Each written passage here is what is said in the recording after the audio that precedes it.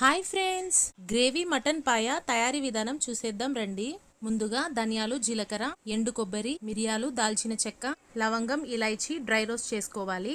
చల్లారాక ఆనియన్ ముక్కలు వేసి మిక్సీలో పేస్ట్ చేసుకోవాలి. కుక్కర్ లో ఆయిల్ హీట్ అయ్యాక ఉల్లిపాయ ముక్కలు వేయించి జీలకర్ర, అల్లం వెల్లుల్లి పేస్ట్ వేసి పచ్చివాసన పోయేంత వరకు ఫ్రై చేసుకోవాలి. కడిగి పెట్టుకున్న మటన్ పాయాని వేసి రుచికి సరిపడ ఉప్పు, మొత్తం అంతా ముక్కలకి పట్టే విధంగా బాగా కలిపేసుకోవాలి. పసుపు, సిద్ధం చేసి పెట్టుకున్న మసాలా పేస్ట్ వేసి మొత్తం ముక్కలకి పట్టే విధంగా బాగా కలిపేసుకోవాలి. మసాలా పేస్ట్ పచ్చివాసన పోయేంత వరకు బాగా వేయించుకోవాలి. 1 మీడియం సైజ్ టమోటో పీసెస్ ని వేసుకోవాలి.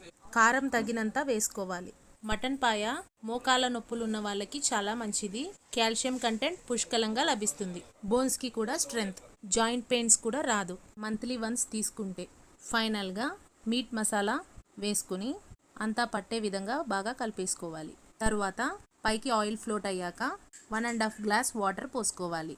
మొత్తం అంతా ముక్కలకి పట్టే విధంగా ఓసారి కలిపేసుకోవాలి. లాస్ట్లో పైన నుంచి కొత్తిమీర తరుగు వేసి కుక్కర్ లిడ్ పెట్టుకుని 7 to 8 విజిల్స్ని ఉంచి దింపేసుకోవాలి. ప్రెషర్ పోయిన తర్వాత కుక్కర్ లిడ్ తీసి ఓసారి కలిపేసి దింపేసుకోవాలి. చపాతీ, వైట్ రైస్ లోకి ది బెస్ట్ కాంబినేషన్. మా వీడియో నచ్చినట్లయితే ప్లీజ్ లైక్ అండ్ సబ్స్క్రైబ్.